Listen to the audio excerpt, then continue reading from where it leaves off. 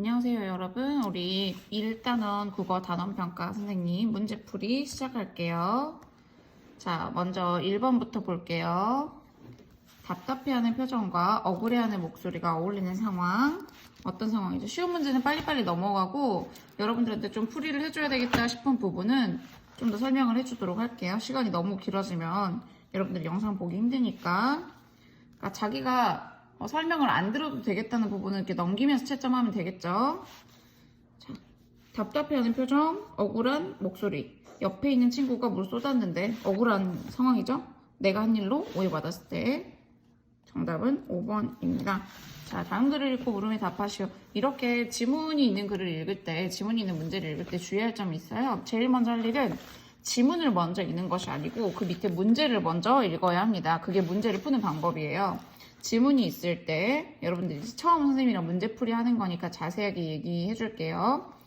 지문에 2번, 3번이라고 돼 있어요. 그러면 2번 문제와 3번 문제를 먼저 눈으로 읽어야 합니다.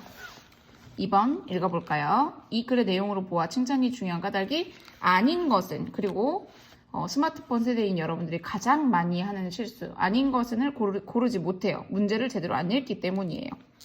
그래서 아닌 걸 골라라 이런 거는 문제에 표시를 해두세요. 이거 확인해야 돼. 체크해두세요. 이렇게. 그리고 칭찬하는 말을 주고받은 경험을 떠올려 칭찬이 중요한 까닭을 한 가지 더 생각해 쓰세요. 한 가지 더 생각하라는 것은 여기에 나와 있지 않은 내용을 생각하라는 거겠죠. 봅시다. 이 글의 내용으로 보아 칭찬이 중요한 까닭이 아닌 것. 용기를 준다. 상대의 기분을 좋아지게 한다. 한 일을 반성하게 해준다. 다른 사람과의 관계를 좋아지게 만든다. 습관을 기르고 능력을 키우는 데 도움이 된다. 그 다음 할 일은 뭐냐? 여러분들이 이렇게 지문을 먼저 읽었으면 그 다음에 이제 글로 들어갑니다. 문제에 있는 보기를 먼저 읽으면 여러분들은 내가 이 보기들을 입력을 해요. 그래서 이 지문 안에서 익숙한 정보를 찾아내는 능력을 가지고 있어요. 누군가에게 용기를 준다. 누군가에게 용기를 준다. 상대의 기분을 좋아지게 한다. 상대의 기분 좋아지게 한다. 나와 있죠? 맞아요. 네. 그리고 자신이 한 일을 반성하게 한다. 자신이 한 일을 반성하게 한다. 다른 사람과의 관계를 좋아지게 한다.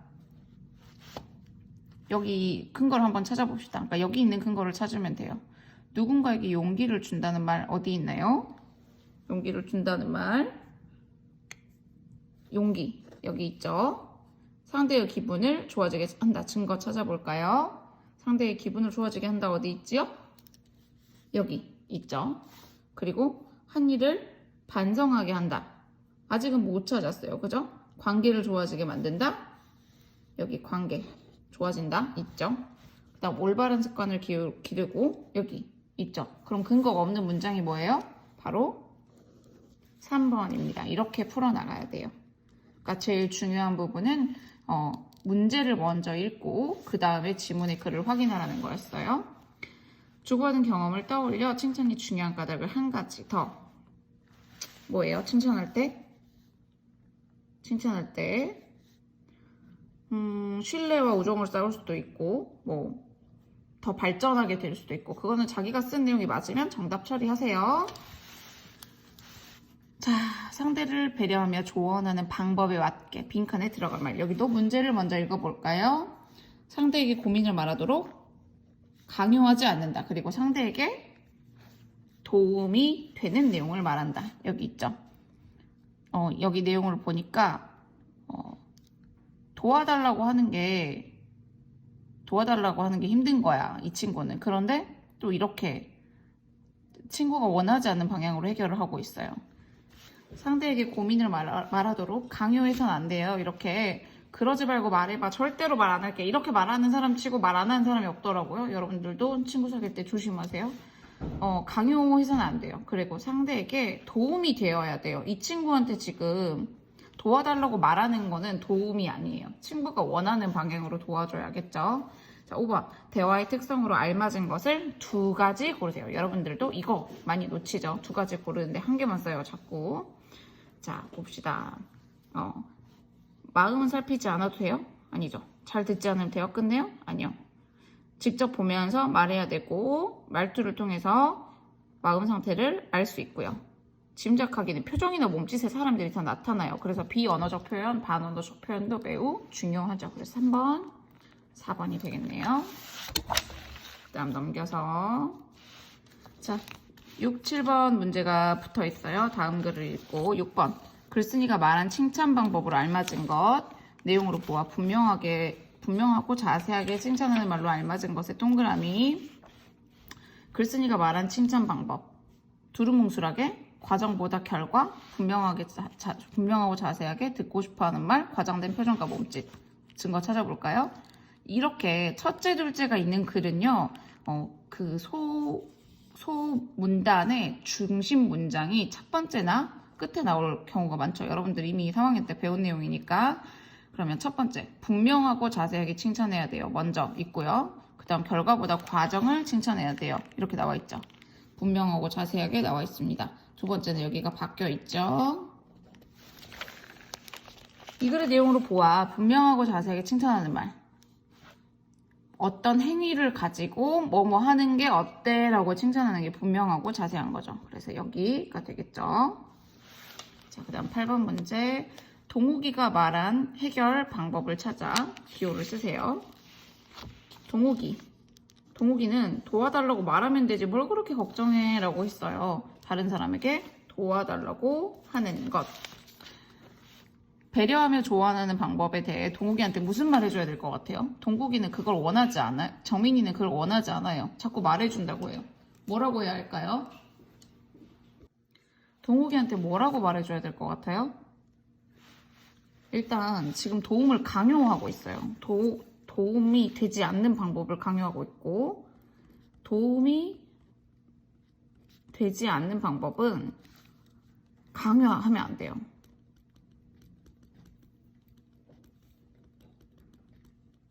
강요하면 안 돼 하고 말해줘야겠죠. 그거는 도와주는 게 아니고요. 나는 도와줬다고 생각하고 자기 자신을 위한 거지 그건 상대방을 위한 게 아니에요. 상대방의 입장에서 해야겠죠. 친구의 칭찬거리가 잘 드러나게 칭찬하는 말을 하지 못한 친구 이름 못하는 체크해야겠죠. 글씨를 바르게 쓰려고 노력하는 회의 시간에 자기 생각만 열심히 말하는 학용품을 가지고 오지 않았을 때 빌려준 두 개는 칭찬 같은데 이건 누가 봐도 칭찬이 아니에요. 칭찬하는 말을 쓰지 않고 칭찬거리로 말한 게 아니기 때문에 해당되지 않겠죠? 그 다음 11, 12번 봅시다.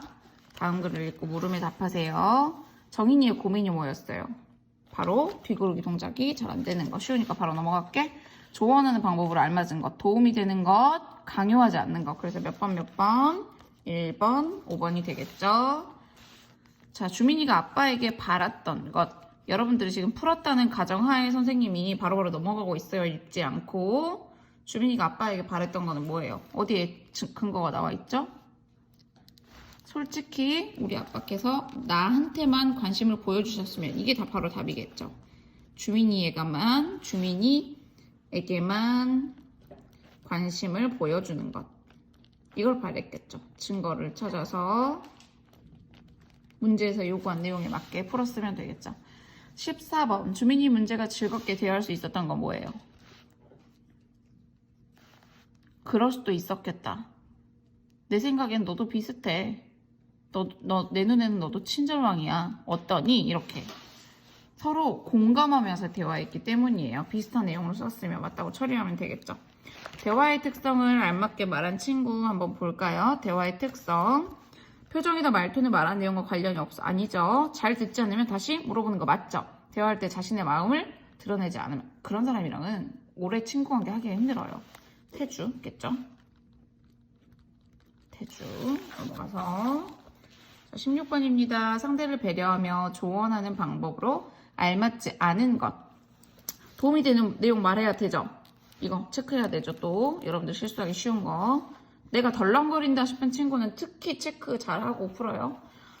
그 다음 듣고 싶어하는 내용만 말해요? 안 되죠. 진심이 전해져야 되고 강요하지 않아야 하고 편안하게 말할 수 있도록 해야 돼요.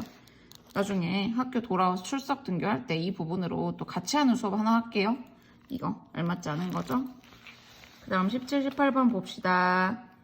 이 글의 내용으로 보아 효과적인 칭찬 방법이 또 아닌 건 나왔다. 결과보다 과정을 칭찬하는 거 맞죠?